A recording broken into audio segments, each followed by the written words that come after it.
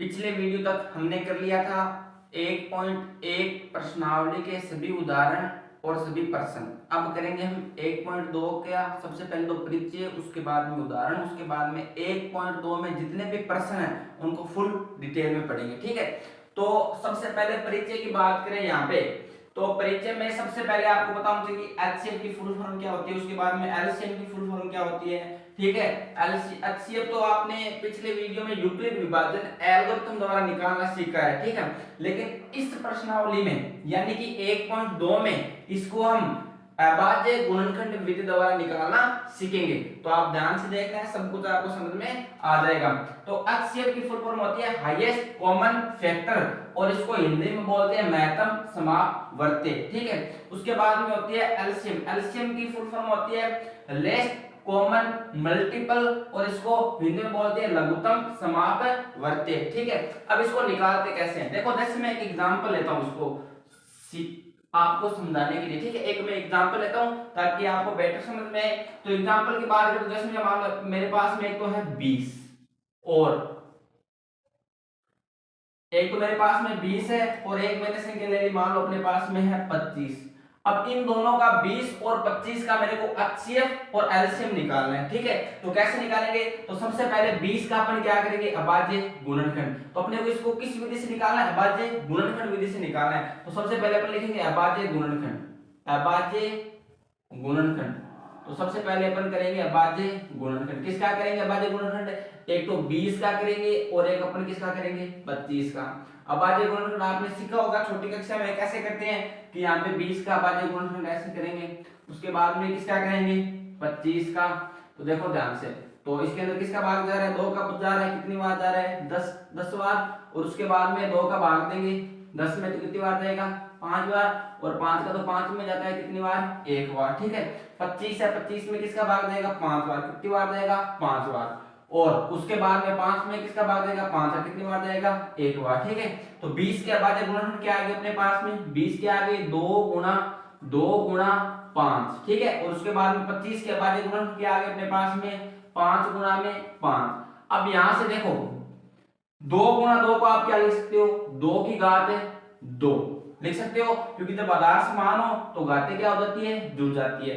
और गुणा में अपने पास में कितना है 5, सेम टू सेम, इसको आप क्या लिख सकते हो 5 की घात 2, क्योंकि जब आधार समान तो घातें क्या हो जाती है, जुड़ जाती है। तो अब आपको क्या बताना है, एचसीएफ बताना है। क्या बताना है, एचसीएफ। और एचसीएफ मैंने आपको बताया है, एचसीएफ कैसे निकालते हैं कि जो दोनों में कॉमन होता है। जैसे इसकी बात करें 20 और 25 के अभाज्य गुणनखंड में आपको कॉमन क्या दिख रहा है, कॉमन की बात करें तो इसके अंदर अपने को क्या दिख रहा है कॉमन, कि एक तो अपने को इसके अंदर देखना है और एक अपने को इसके अंदर देखना है। तो कॉमन अपने पास में कौन है, 5 इसके अंदर भी है, 5 इसके अंदर भी है, लेकिन इसकी घात कितनी है, यहाँ पे कुछ नहीं, इसका मतलब कितनी घात है 1, और यहाँ पे 5 की घात कितनी है 2।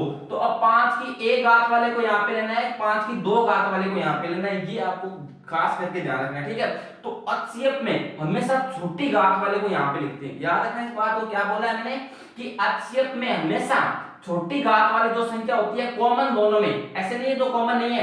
अब 2 को क्यों नहीं ले रहे, क्योंकि 2 इसके अंदर है, 2 इसके अंदर नहीं है। तो 5 को लिखेंगे यहाँ पे, 5 को 5 की घात 2 वाले को लिखेंगे, 5 की घात 1 वाले को लिखेंगे, 5 की घात 1 वाले, क्यों, क्योंकि एचसीएफ हमेशा छोटी घात वाले को लेते हैं। तो यहाँ पे ले लेंगे 5 की घात 1, यानी एचसीएफ कितना आ गया अपने पास में 5 की घात 1। उसके बाद में एलसीएम में किसको लेते हैं, एलसीएम में जो कॉमन होता है उन दोनों में किसको लेते हैं, जो बड़ी घात वाला होता है। तो बड़ी घात वाला कौन है अपने पास में 5 की घात 2, तो यहाँ पे लेते हैं 5 की घात 2। और किसको लेते हैं, जो बच जाता है उसको भी अपने को लेना पड़ता है। तो बच कौन गए यहाँ पे, बच अपने पास में कौन गया 2 की घात 2। अब इसको हल कर लो, 5 की घात 2 यानी कितना हो गया 25, और 2 की घात 2 यानी कितना हो गया 4, और 25 तो कितना हो गया 100। तो यहाँ पे अपने पास में जो एलसीएम है वो तो कितना आ गया 100, और एचसीएफ कितना आ गया 5। ये था छोटा सा इंट्रोडक्शन परिचय। अगर ये आपको समझ में आ गया तो 1.2 में आपको कहीं भी दिक्कत नहीं आएगी। ठीक है, अब करते हैं अपन उदाहरण नंबर जो भी अपना अगला, देखो शांति से 5। देखो उदाहरण नंबर 5 में क्या बोल रहे हैं, संख्याओं 4n पर विचार कीजिए जहां n एक प्राकृतिक संख्या है। जांच कीजिए कि क्या n का कोई ऐसा मान है जिसके लिए 4n 4 घात में n है अंक 0 पर समाप्त होता है। देखो प्रश्न समझ में नहीं है तो ध्यान से देखो, अपने पास में एक संख्या दे रखी है, अपने को क्या दे रखी है 4n, अपने को ये बताना है कि 0 पर समाप्त होता है। तो ऐसे प्रश्न आने जैसे आपको पूछ सकता है 4 अंक का पूछ लिया, ठीक है, पूछ सकता है 5 अंक का पूछ लिया कि अंक 4 अंक 0 पर समाप्त हो सकता है क्या, अंक 5 अंक 0 पर समाप्त हो सकता है क्या, हो सकता है आपको पूछ ले कि अंक 10 अंक 0 पर समाप्त हो सकता है क्या। तो ऐसे प्रश्न आपको कुछ भी पूछे तो इनका जो करने का तरीका है वो एक ही होता है। क्या होता है कि आपको सबसे पहले एक लाइन तो फिक्स देखनी है, क्या लिखनी है कि यदि कोई संख्या 0 पर समाप्त होना चाहती है तो उसका अभाज्य गुणनखंड कम से कम एक बार 2 की घात n और 5 की घात m के रूप का होना चाहिए। मैं समझाता हूं आपको प्रश्न का मतलब क्या है। जैसे मतलब 4 है, अब 4 का अभाज्य गुणनखंड क्या होता है, 4 का अभाज्य गुणनखंड होता है 2 गुना में 2।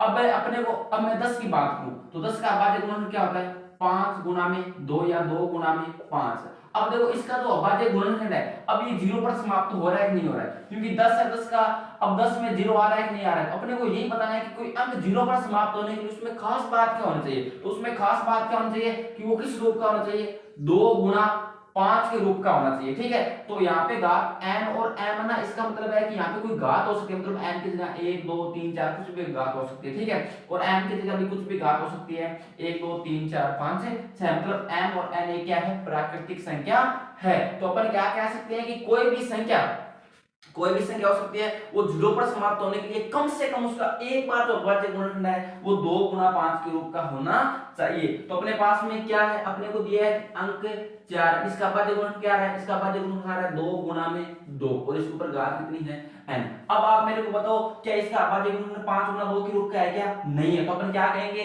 कि नहीं, 4 अंक 4 अंक 0 पर समाप्त नहीं हो सकता, क्योंकि इसका जो अभाज्य गुणनखंड है वो 2 की घात n गुना 5 की घात m के रूप का नहीं है। तो मैं इसको लिखता हूं, ये बात तो फिक्स लिखनी है प्रत्येक प्रश्न में। अगर जिसका अभाज्य गुणनखंड इसके रूप का आए तो आप लिख दोगे कि हाँ भाई ये 0 पर समाप्त हो सकता है अंक, और इसका अभाज्य गुणनखंड 5 गुना 2 के रूप का नहीं है तो आप क्या लिखोगे कि इसका ये 0 पर समाप्त नहीं हो सकता। अगर 2 गुना 5 2 की घात n गुना 5 की घात m के रूप का आ जाए गुणनखंड तो अपन कह सकते हैं कि हाँ ये अंक 0 पर समाप्त हो सकता है। तो मैं यहाँ पे लिखता हूँ, आपको और समझ में आएगा बेटर, तो हम लिखेंगे कि नहीं अंक 4n 0 पर, अंक 4n 0 पर समाप्त नहीं हो सकता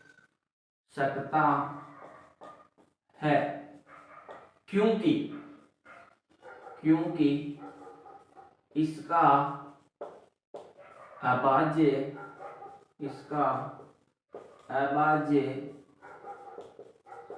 अभाज्य गुणनखंड 2 की घात n गुणा 5 की घात m के रूप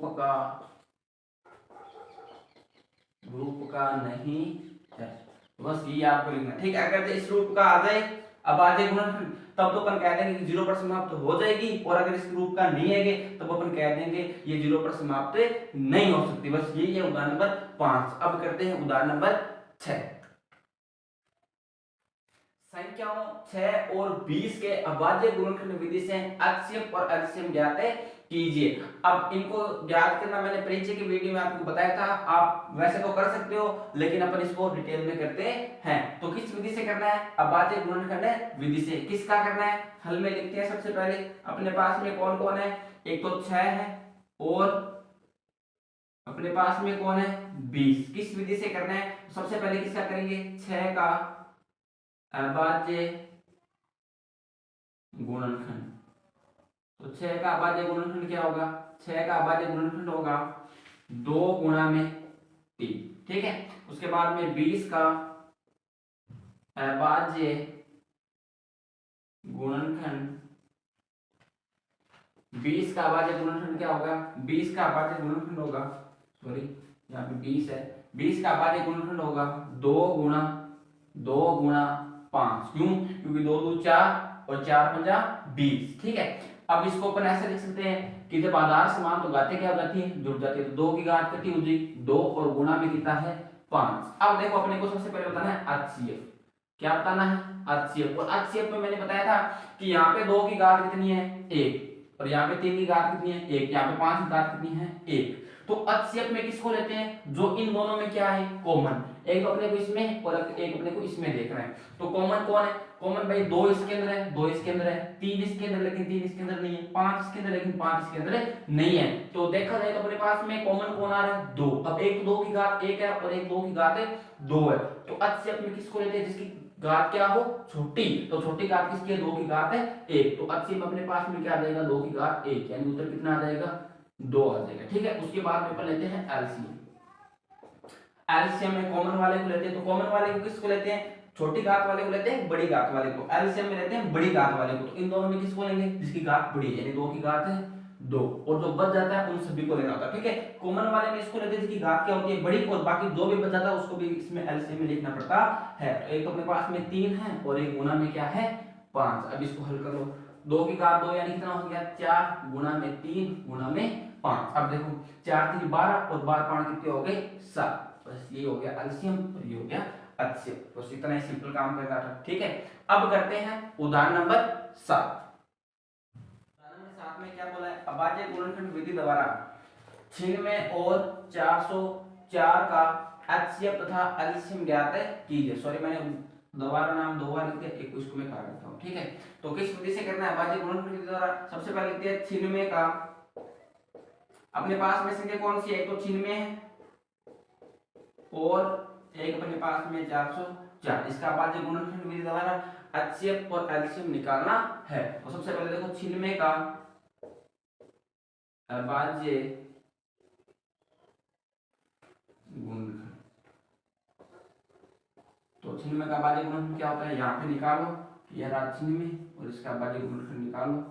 तो सबसे पहले किसका भाग दोगे 2 का, कितनी बार जाएगा देखो 4 2 8, एक बच गया, यहाँ पे हो गए कितने 16 और 8 2 कितने हो गए 16। किसका भाग जाएगा 2 का, कितनी बार जाएगा 2 2 4 और 4 2 8। किसका जाएगा 2 का, कितनी बार जाएगा 1 2 2 2 2 4, कितनी बार 12 बार। और इसमें किसका जाएगा 2 का, कितनी बार जाएगा इसमें जाएगा 6 बार। इसमें किसका भाग जाएगा 2 का, कितनी बार जाएगा इसमें 2 का जाएगा 3 बार। और इसमें 3 में कितनी बार जाएगा 1 बार। ठीक है, तो अपने पास में अभाज्य गुणनखंड क्या आ गए 96 के अपने पास में अभाज्य गुणनखंड आ गए 2 गुना 2 गुना 2 गुना 2 गुना 2 गुना 3। ठीक है, 1 2 3 4 5 5 2 है और एक 3 है, 1 2 3 4 5 और एक 3। ठीक है, यानी 2 की घात कितनी हो जाएगी 5 और गुणा भी कितना हो जाएगा 3। ठीक है, अब करते हैं 404 का अभाज्य गुणनखंड। तो 404 का अभाज्य गुणनखंड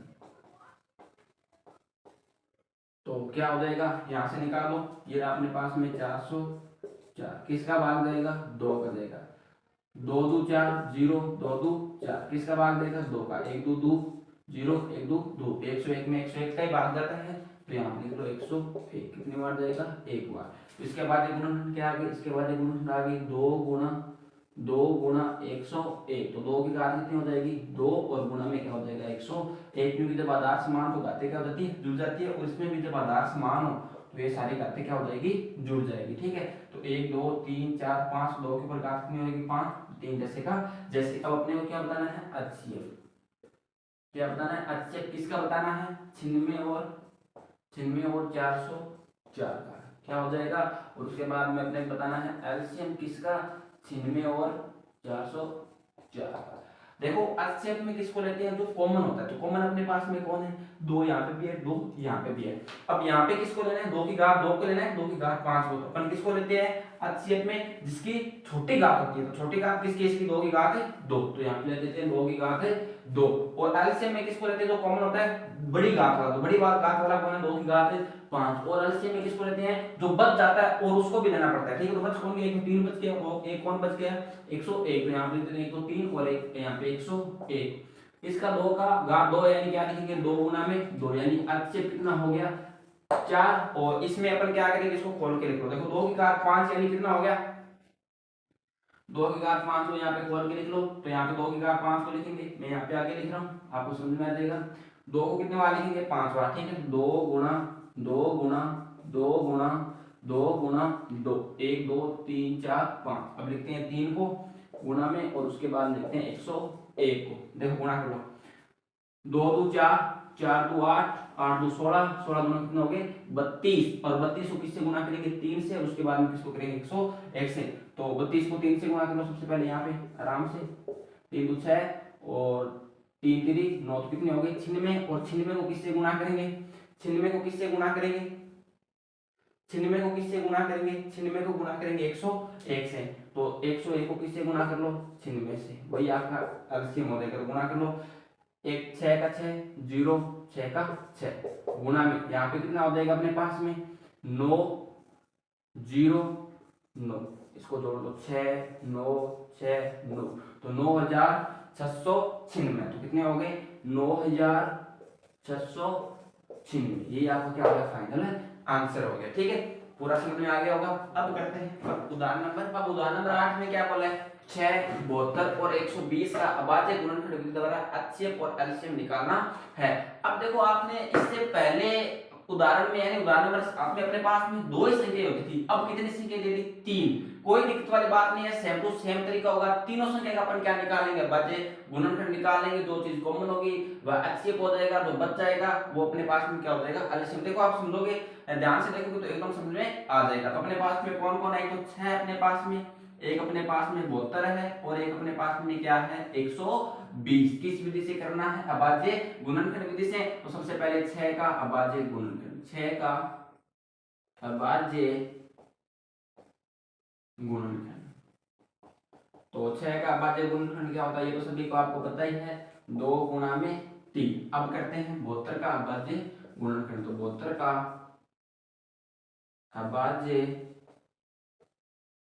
गुणनखंड क्या हो जाएगा, यहाँ पे 72 का निकाल लो, यहाँ पे निकाल लो 72 का अभाज्य गुणनखंड, 2 का भाग देंगे कितनी बार देंगे, देखो 3 2 6, यहाँ पे 1 बचा और 6 2 कितने हो गए 12 36। अब किसका भाग देंगे 2 का, 1 2 2, यहाँ पे 1 किसको दे देंगे कितने हो गए 16, 8 2 कितने हो गए 16, यहाँ पे 2 का भाग देंगे कितनी बार जाएगा 9 बार, 9 में किसका भाग देता है 3 का कितनी बार 3 बार, और 3 में किसका देगा 3 का कितनी बार देगा 1 बार। इसको यहाँ पे लिख लो, यानी 2 गुणा 2 गुणा 2 गुणा 3 गुणा 3। अब आधार समान तो घातें क्या हो जाएगी जुड़ जाएगी, यानी 2 की घात कितनी हो जाएगी 3, और यहाँ पे 3 की घात कितनी हो जाएगी 2। ठीक है, अब करते हैं अपन 120 का अभाज्य गुणनखंड, यहाँ पे लिखेंगे 120 का अभाज्य गुणनखंड। देखो सारे शांति से क्या होगा, यहाँ पे साइड में कर लो 120 का अभाज्य गुणनखंड, ये हो गया 120, इसका अभाज्य गुणनखंड क्या हो जाएगा 120 का अंदर कितना होता है 7, 2 का भाग देंगे कितना होगा 30, 2 का भाग देंगे कितना होगा 15, इसका भाग देगा 3 का कितनी बार जाएगा 5 बार, और 5 में किसका जाएगा 5 से कितनी बार जाएगा 1 बार। तो इसको यहाँ पे लिख लो 2 गुणा 2 गुणा 2 गुणा 3 गुणा 5। अब आधार समान है तो घातें क्या हो जाएगी जुड़ जाएगी, 2 की घात कितनी हो जाएगी 3, और यहाँ पे 3 है और गुणा में क्या है 5, इसकी घात कुछ नहीं इसका मतलब 1 है, इसकी घात कुछ नहीं इसका मतलब क्या है 1। अब सेम टू सेम काम करना है, क्या निकालना है HCF, किसका निकालना है HCF, सबसे पहले देखो HCF किसका निकालना है 6, उसके बाद में 72 और 120 का HCF निकालना है। ठीक है, उसके बाद में LCM निकालना है, किसका निकालना है 6 72 और 120 का। देखो क्या आएगा शांति से, HCF में मैंने आपको क्या बताया था, जो कॉमन होता है उसको लेना है, और जिसकी घात सबसे छोटी होती है उसको लेना है। तो यहाँ पे देखो कॉमन कौन है, एक तो कॉमन अपने पास में कौन आ रहा है 2 इसके अंदर भी है, 2 इसके अंदर भी है, 2 इसके अंदर भी है, सही बात है। उसके बाद में देखिए अपन ध्यान से, तो 3 इसके अंदर भी है, 3 इसके अंदर भी है, और 3 इसके अंदर भी है। अब यहाँ पे 5 आ गया, लेकिन 5 इसके अंदर है, लेकिन 5 इसके अंदर है नहीं है। इन तीनों के अंदर देखना है, जो कॉमन होता है उसको लेना है, और साथ में जो छोटी घात होती है उसको HCF में लेना है। LCM में लेते हैं बड़ी घात वाले को, HCF में किसको लेते हैं छोटी घात वाले को। तो यहाँ पे 2 की घात कुछ नहीं इसका मतलब क्या है 1, और यहाँ पे 3 की घात कुछ नहीं इसका मतलब क्या है 1। तो सबसे छोटी घात कॉमन 2 सब में आ रहा है भाई, 6 के गुणनखंड में भी 2 आ रहा है, 72 के गुणनखंड में भी 2 आ रहा है, और 120 के गुणनखंड में भी क्या आ रहा है 2, लेकिन सबसे छोटी घात कितनी है 2 की घात है 1। तो यहाँ पे ले लेंगे 2 की घात है 1, और गुणा भी 3 भी सब में आ रहा है, लेकिन यहाँ पे 3 की घात 1 है, यहाँ पे 3 की घात 2 है, यहाँ पे 3 की घात 1 है, तो सबसे छोटी 3 की घात क्या है 1, तो यहाँ पे ले लेंगे 3 की घात 1 और दोनों गुणा करेंगे तो कितना हो जाएगा 6। तो अपने पास में HCF कितना आ गया 6। अब क्या निकालेंगे एलसीएम, तो एलसीएम में किसको लेंगे कॉमन वाले में लेना है जिसकी घात बड़ी हो, तो कॉमन वाले में बड़ी घात 2 की घात बड़ी कितनी है 2 की घात बड़ी है अपने पास में 2 की घात है 3, तो यहाँ ले लेंगे 2 की घात है 3 और गुणा में 3 की बड़ी घात कितनी है 3 की बड़ी घात अपने पास में क्या है 2 और बच कौन गया उसको भी लेना पड़ता है, तो बच कौन गया बच 2 आ गया 3 हो गया, यहाँ पे भी 2 और 3 को ले लिया, यहाँ पे भी 2 और 3 को ले लिया, बच कौन गया अपने पास में 5, तो यहाँ पे किसको ले लेंगे अपन 5 को लिख लेंगे। ठीक है, अब इसको गुणा कर दो 2 की घात 3 यानी कितना हो गया 8, ठीक है 3 की घात 2 यानी कितना हो गया 9 और यहाँ पे कितना है 5 और 8 में कितनी हो गई 72 और 72 को किससे गुणा कर देंगे 5 से, तो गुणा कर दो देखो 5 को कितने हो गए 10 असर लगी 1 7 में 35 और कितने हो गए 36, तो कितने हो गए 360, अपना क्या हो गया फाइनल उत्तर। अब जितने भी उदाहरण थे 1.2 में वो सारे कर लिए, थोड़ा सा परिचय था वो भी कर लिया। अब अगले वीडियो में करेंगे 1.2 के जितने भी प्रश्न है वो सारे। धन्यवाद।